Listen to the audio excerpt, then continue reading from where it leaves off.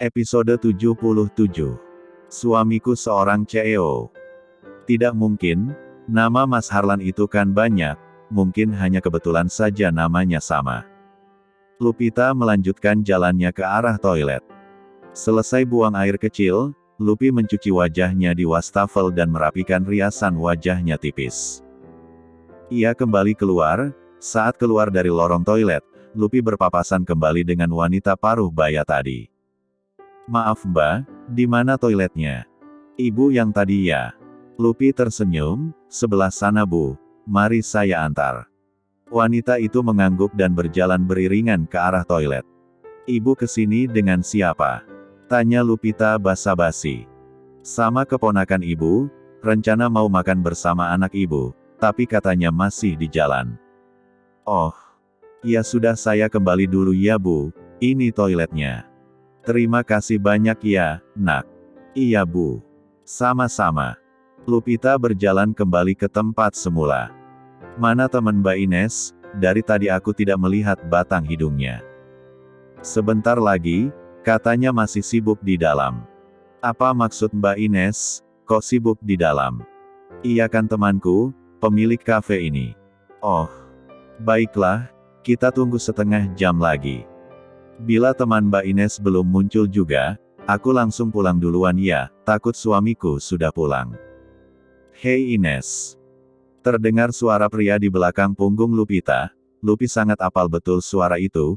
Dia memutar tubuhnya dan melihat sosok pria sedang berdiri tersenyum padanya, "Damar. Kau ada di sini juga?" Damar berjalan dan duduk di antara mereka berdua. "Apa kabar Lupi? Seminggu lebih kita tidak bertemu." tanya Damar masih dengan senyum ramahnya. "Kabarku baik-baik saja. Kau sendiri kenapa harus meninggalkan kantor? Apa bos Fadles memecatmu?"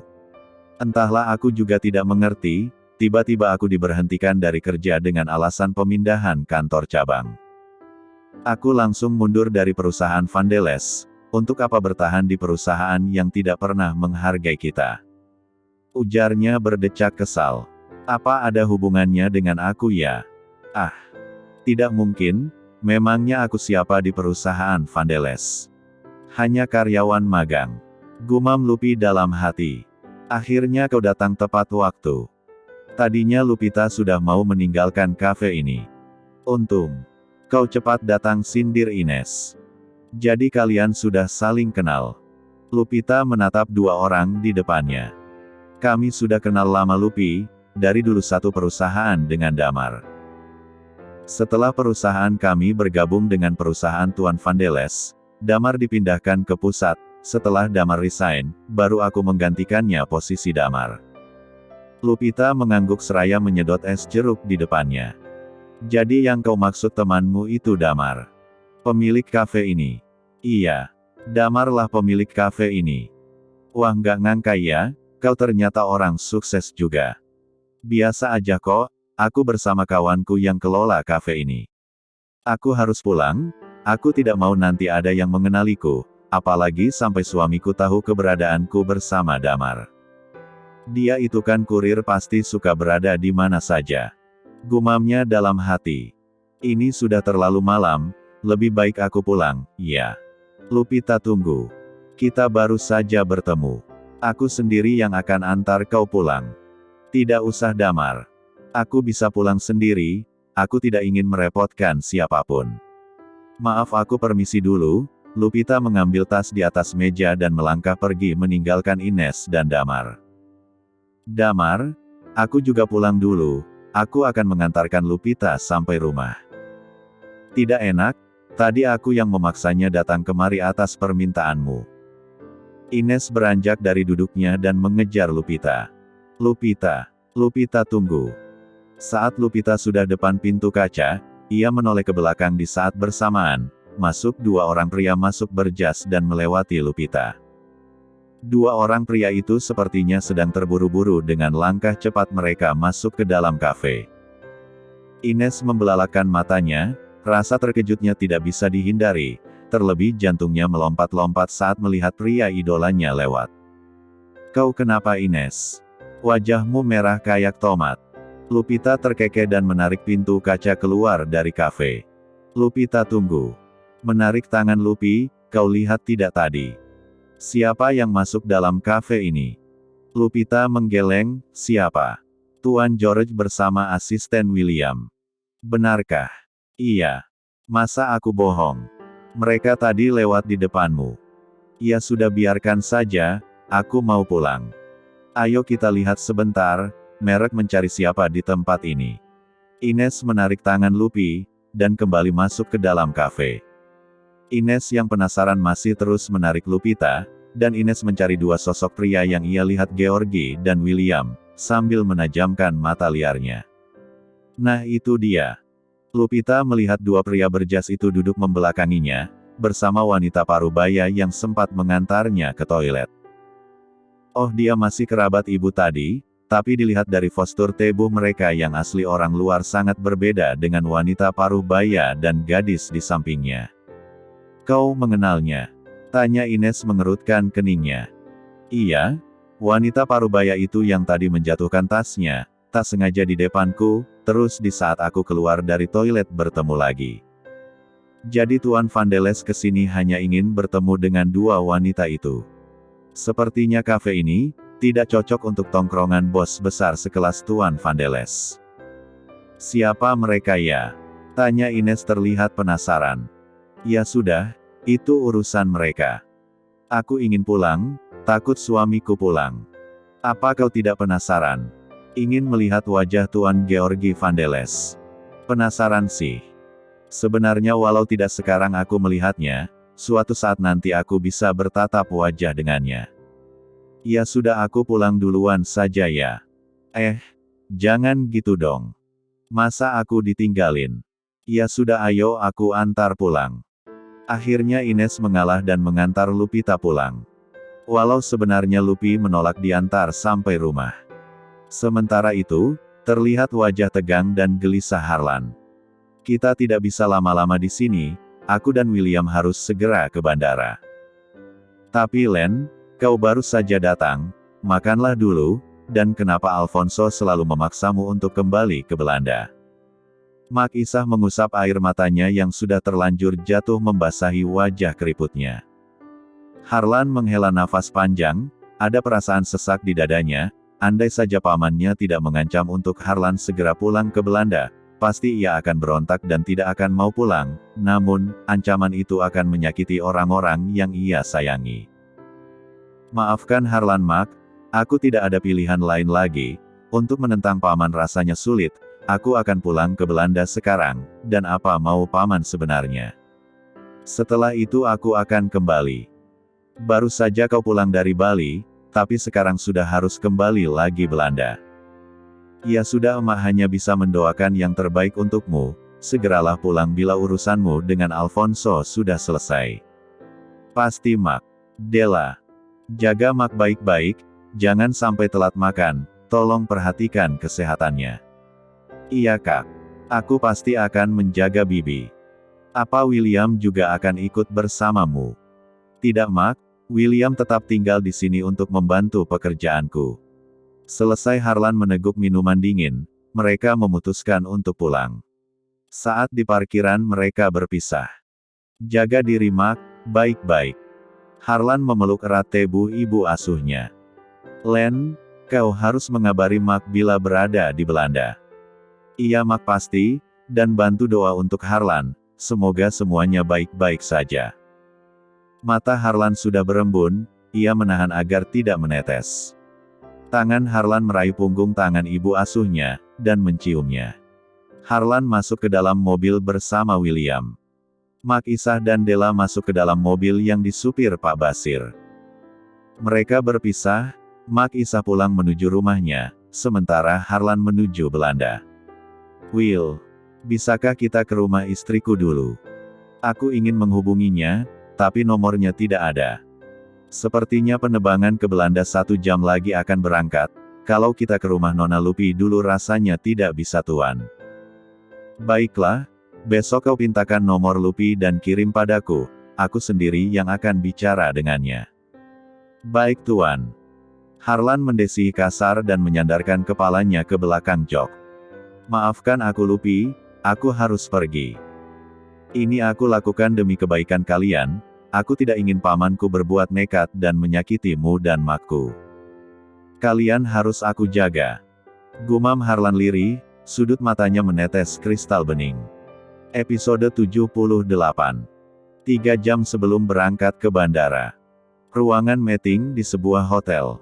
Tuan, telepon Anda bergetar, sepertinya Tuan Alfonso yang telepon. Bisik William, biarkan saja, aku malas mengangkatnya. Tolong diangkat dulu, barusan paman Tuan marah-marah padaku. Harlan mendesah kasar.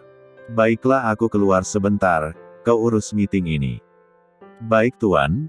Harlan mengundurkan diri ruangan rapat itu setelah di depan lobi hotel ia mulai mengangkat telepon dari pamannya Alfonso. Halo paman. Harlan, kemana saja kau? Sejak tadi paman menelponmu, tapi tidak pernah kau angkat. Maaf paman, aku sedang ada meeting dengan klien. Ada apa menelponku? Cepat kembali ke Belanda hari ini juga. Tidak bisa mendadak seperti ini paman, masih banyak pekerjaan yang harus aku urus di sini. Kau selalu saja membantah paman, ingat. Tujuanmu ingin membalaskan dendam kedua orang tua yang telah mati dibunuh oleh orang-orang biadab seperti mereka. Apa kau lupa janjimu kepada paman? Tarikan nafas Harlan terdengar lirih, paman. Sebaiknya kita lupakan permusuhan dengan mereka, aku sudah mengikhlaskan kepergian kedua orang tuaku, mungkin memang itu sudah nasibnya, walau sebenarnya aku juga tak terima penjahat itu membunuh dengan cara keji. Ucap Harlan terdengar kasar. Kau ini anak macam apa? Hah? Bisanya kau bicara seperti itu? Di mana pikiranmu? Di mana hati nuranimu? Kau hanya memikirkan dirimu sendiri tanpa peduli dengan penderitaan kedua orang tuamu itu, dan tidak ingin membalaskan dendam kedua orang tuamu yang mati sia-sia. Sungguh aku menyesal memiliki ponakan sepertimu. Aku malu pada Alfredo dan Angelica. Aku tidak bisa mendidik anaknya. Paman, jangan seperti ini. Aku hanya tidak ingin menambah musuh dalam kehidupanku, kecuali bila mereka yang memulai permainan lagi. Aku sendiri yang akan turun tangan. Aku percaya paman bijak dalam mengambil sikap. Kau tidak perlu menceramahi paman. Bila kau tidak mau pulang ke Belanda, jangan salahkan paman bila orang-orang kesayanganmu akan hidup dalam kesengsaraan. Apa maksud paman mengancam aku seperti itu? Kau pikir paman tidak tahu apa yang sudah kau lakukan di sana? Baiklah, akan paman kirimkan sesuatu. Ting.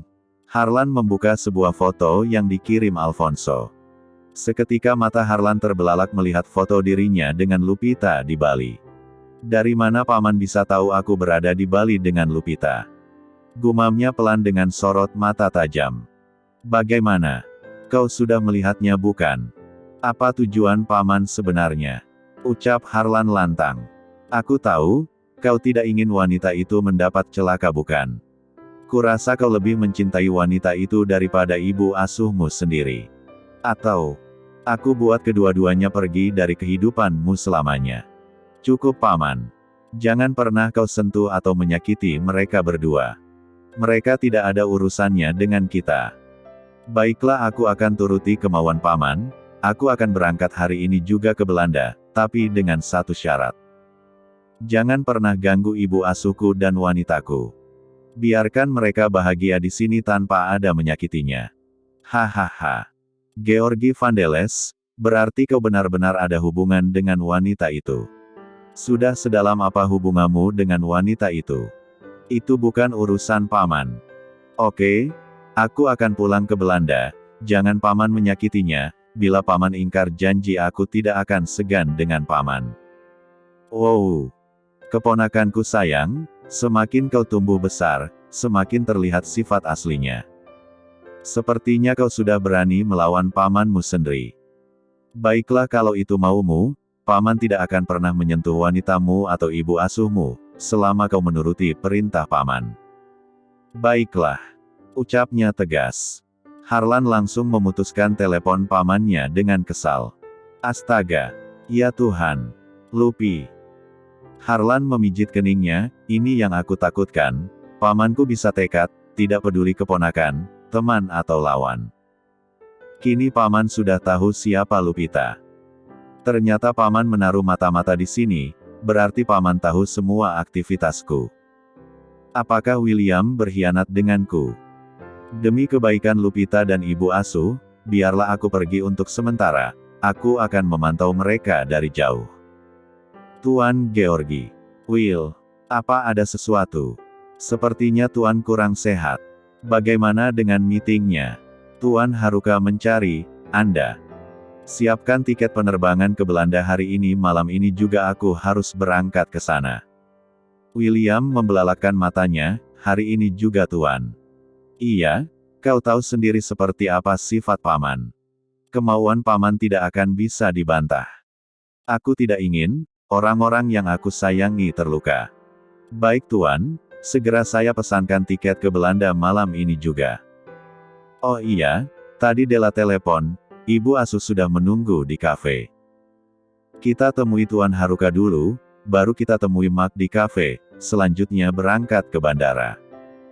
Harlan masih menatap keluar jendela, menikmati jalanan raya ibu kota. Sesekali ia hempaskan nafas kasar untuk menghilangkan sesak di dadanya. Tuan, sudah sampai bandara. Tuan, panggil William sekali lagi. Harlan menoleh dan membuka pintu mobil. William memarkirkan mobil di sisi jalan. Dan keluar dari dalam mobil, mengikuti langkah Harlan yang berjalan cepat masuk ke dalam bandara. Tuan, ini pasportnya, ku harap Tuan baik-baik saja di sana. Will, jaga istriku. Apapun yang kau ketahui tentang Lupita kabari aku. Sungguh aku sangat takut Lupi kenapa-napa, namun, aku tak berdaya menentang pamanku yang berkuasa. Aku ingin akhiri semuanya. Dan menetap selamanya tinggal di sini bersama istri dan ibu asuhku. Ucap Harlan dengan mata berembun. Bila Tuan ingin menetap tinggal di negara ini, lalu bagaimana dengan perusahaan Tuan yang berada di Belanda? Aku sudah tak peduli, biar saja Paman yang urus. Aku hanya ingin hidup tenang tanpa ada orang yang terus mengganggu. Semoga keinginan Tuan cepat terwujud dan secepatnya kembali ke negara ini. Bicarakan dengan Tuan Alfonso apa yang menjadi keinginan Tuan, dan hiduplah bahagia bersama istri dan ibu asuh. Kalau begitu aku berangkat dulu, seperti pesanku jaga istri dan ibu asuh, untuk perusahaan kok bisa audit dan kirim melalui email. Bandara. Tuan, ini pasportnya, ku harap Tuan baik-baik saja di sana. Will, jaga istriku. Apapun yang kau ketahui tentang Lupita kabari aku. Sungguh aku sangat takut Lupi kenapa-napa, namun, aku tak berdaya menentang pamanku yang berkuasa. Aku ingin akhiri semuanya. Dan menetap selamanya tinggal di sini bersama istri dan ibu asuhku. Ucap Harlan dengan mata berembun. Bila Tuan ingin menetap tinggal di negara ini, lalu bagaimana dengan perusahaan Tuan yang berada di Belanda? Aku sudah tak peduli, biar saja Paman yang urus. Aku hanya ingin hidup tenang tanpa ada orang yang terus mengganggu. Semoga keinginan Tuan cepat terwujud dan secepatnya kembali ke negara ini. Bicarakan dengan Tuan Alfonso apa yang menjadi keinginan Tuan, dan hiduplah bahagia bersama istri dan ibu asuh. Kalau begitu aku berangkat dulu, seperti pesanku jaga istri dan ibu asuh, untuk perusahaan kok bisa audit dan kirim melalui email. Baik Tuan. Harlan masuk ke dalam ruangan pemeriksaan, punggung lebar itu menghilang di balik pintu. William pergi meninggalkan bandara.